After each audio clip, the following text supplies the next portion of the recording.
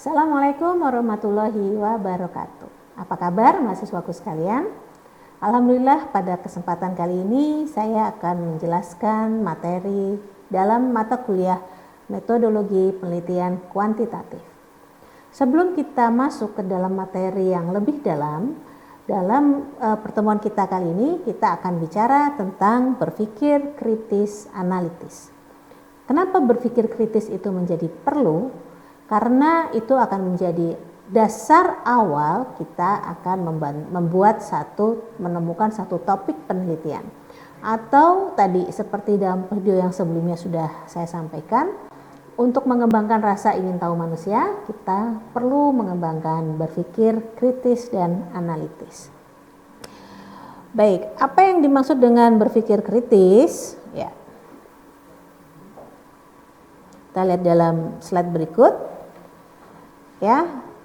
Berpikir kritis merupakan kemampuan seseorang untuk berpikir secara beralasan dan reflektif dengan menekankan pembuatan keputusan tentang apa yang harus dipercayai dan dilakukan.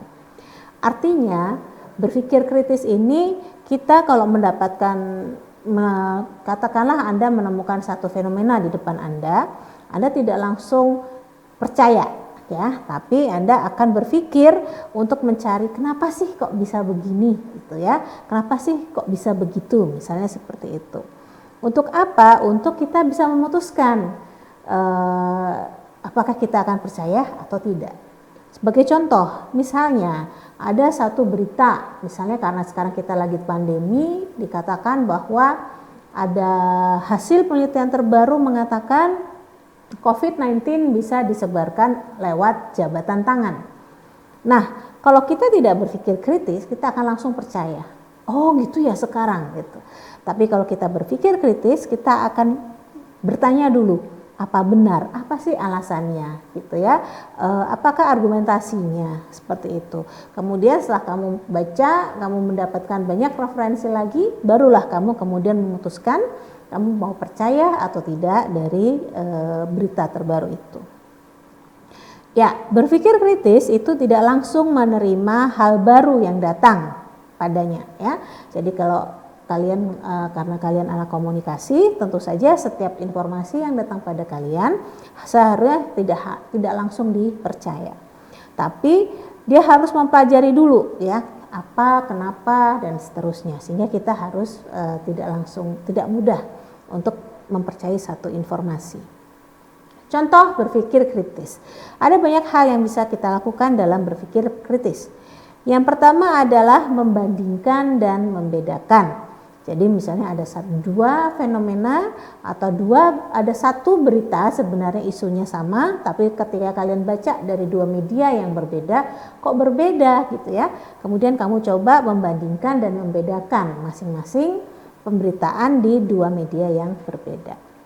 Yang kedua, membuat kategori. Kategori ini bisa macam-macam ya, tergantung seperti apa yang mau kalian lakukan. Misal tadi tentang berita di surat kabar A dan surat kabar B.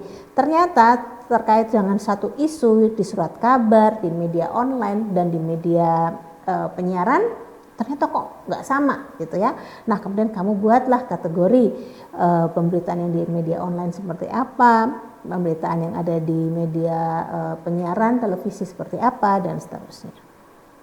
Kemudian meneliti bagian kecil dan keseluruhan. Jadi ketika kalian menemukan satu fenomena, kamu lihat, kamu teliti dulu. Dia adalah bagian dari satu fenomena yang besar ataukah dia merupakan satu fenomena kecil. Kemudian kalau dia adalah satu fenomena kecil, kamu harus cari apa fenomena yang lebih besar daripada itu. Kemudian menerangkan sebab. Nah, ini kenapa bisa begini, kenapa bisa begitu. Itu kalian harus cari ya. Nih, contoh ada membandingkan antara jeruk dan apel ya, oranges and apples. Nah, kesamaan keduanya ya di tengah ini tampak bahwa dua-duanya adalah buah ya, fruit grow on trees ya, buah yang tumbuh dari pohonnya sama-sama besar dan ada airnya seperti itu.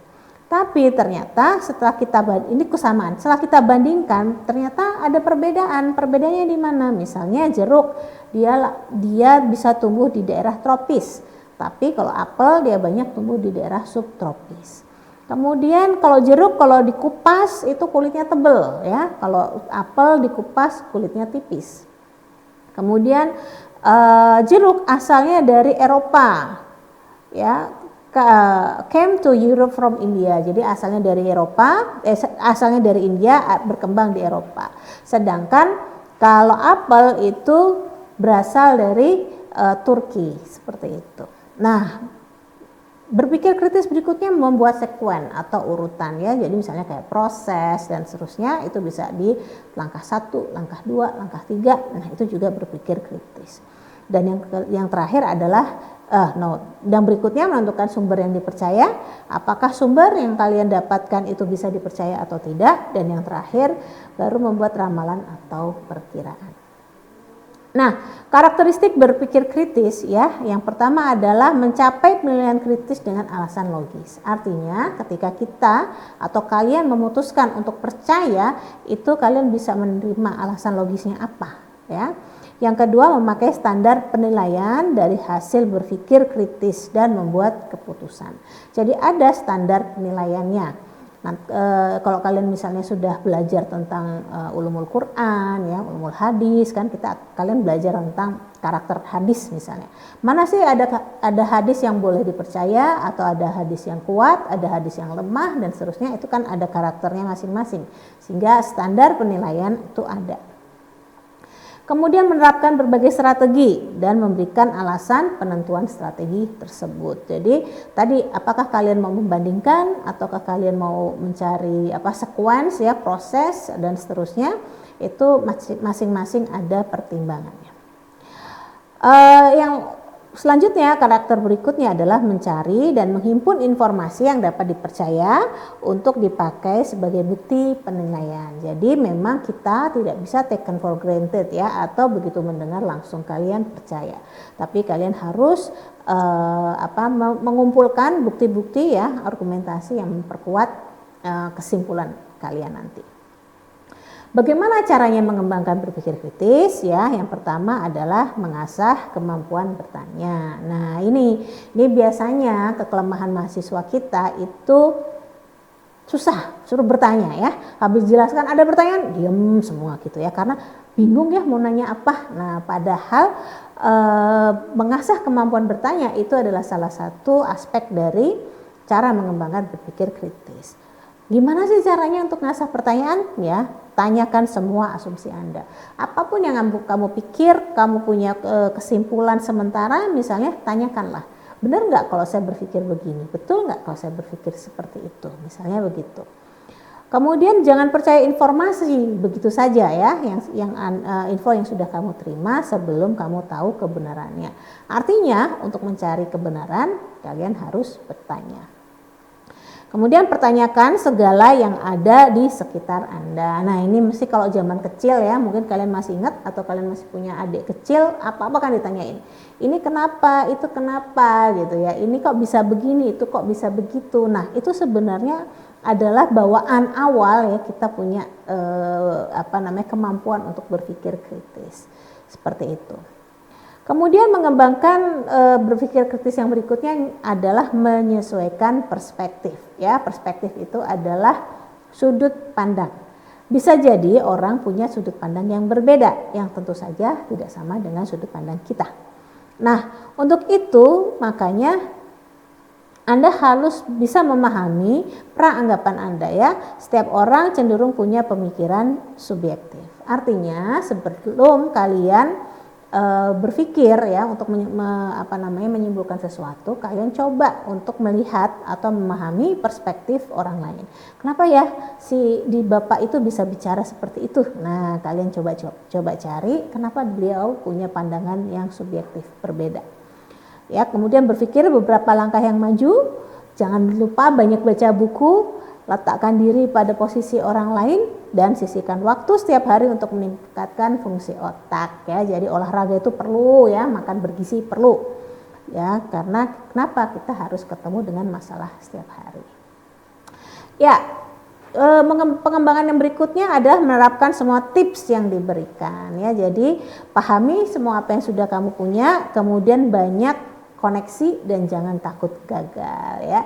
Karena apa? Jangan malu. Kamu misalnya punya cara, aku takut dibilang bodoh misalnya, jangan begitu ya. Karena kalian punya latar belakang juga, kenapa kalian punya pemikiran yang berbeda. Sehingga menyamakan persepsi itu tadi jadi penting. Nah, tadi berpikir kritis, sekarang berpikir analitis ya, membangun pola pikir dengan cara mulai dari hal-hal yang bersifat umum, yaitu pengetahuan, teori, hukum, dalil dan seterusnya, kemudian memberi proporsi dalam silogisme tertentu. Proporsi itu adalah statement yang menolak atau menerima, membenarkan suatu kondisi, sedangkan silogisme itu adalah argumen yang terdiri dari 3 proporsi atau statement ya. 2 proporsi awal itu biasanya disebut dengan premis mayor dan minor, dan proporsi akhir itu adalah kesimpulan. Ini contoh. Premis mayor ya, semua manusia berkulit hitam memiliki kekuatan menahan panas matahari. Kemudian ada premis minor, Anton berkulit hitam. Jadi kesimpulannya ya, jadi Anton memiliki kekuatan menahan panas matahari. Nah, ini disebut dengan analitis. Kenapa kok Anton mampu menahan panas? Karena kulitnya hitam. Kalau kita lihat dari premis mayornya. Contoh yang kedua, salah satu karakter guru yang baik adalah terbuka terhadap anak didiknya. Rusli selalu bersikap terbuka pada siswanya, maka Rusli adalah guru yang baik. Oke, nah yang terakhir adalah berpikir sintetis ya. Kebalikan dari berpikir analitis, berangkat dari fakta, data, dan kasus individu menuju konklusi yang umum. Misalnya, Amin alumni KPI, prestasinya baik di masyarakat. Rina alumni KPI juga yang berprestasi baik. Jajang alumni KPI yang berprestasi baik. Nah, karena sudah ada 3 statement mengatakan bahwa alumni KPI baik, maka sintesisnya jadi semua alumni KPI UMY berprestasi baik di masyarakatnya. Baik, itu saja mahasiswaku semua, cara kita berpikir kritis, analitis, dan yang terakhir adalah sintetis. Mudah-mudahan nanti kita bisa praktek lebih lanjut lagi dalam kegiatan di My Class berikutnya. Assalamualaikum warahmatullahi wabarakatuh.